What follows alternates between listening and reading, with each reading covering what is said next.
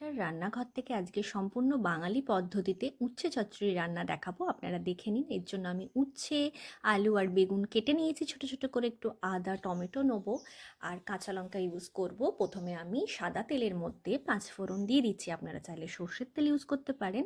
এরপর আমি আলু আর উচ্ছেটা ভেজে নেবো। আলু আর উচ্ছেটা সেদ্ধ হতে তো একটু টাইম লাগে, তার জন্য আমি আলু উচ্ছেটা আগে দিচ্ছি।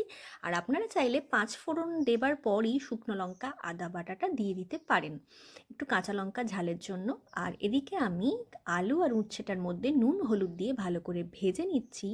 ভালো করে একটু ভাজা ভাজা হয়ে এলে আমি ওর মধ্যে আদা বাটা আর কাঁচা লঙ্কাটা অ্যাড করে দেবো। এরপর আমি ভালো করে একটু ভাজতে থাকবো। আর আমি এরপর বেগুনটা অ্যাড করে দেবো। ভালো করে ছোট ছোট করে আমি বেগুনটাকে দিয়ে দিয়েছি, যাতে তাড়াতাড়ি রান্না হতে আমার সাহায্য হয়। এরপর আমি বেগুনটাকেও ভালো করে মশলার সাথে মিশিয়ে নেবো। সবজিগুলোর সাথে, বাকি সবজিগুলোর সাথে মেশানোর পর আমি একটু কাশ্মীরি গুঁড়ো লঙ্কা চিনি দিচ্ছি।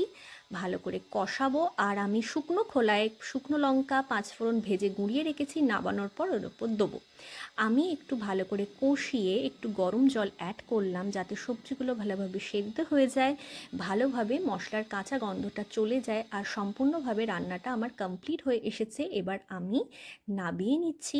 আর গুঁড়োনো 5 ফোড়ন শুকনো লঙ্কাটা দিয়ে দিলাম, একটা সুন্দর গন্ধ আসে। আপনাদের সম্পূর্ণ ভিডিওটা কেমন লাগলো অবশ্যই লাইক কমেন্ট শেয়ার করে জানাবেন। ধন্যবাদ ফর ওয়াচিং।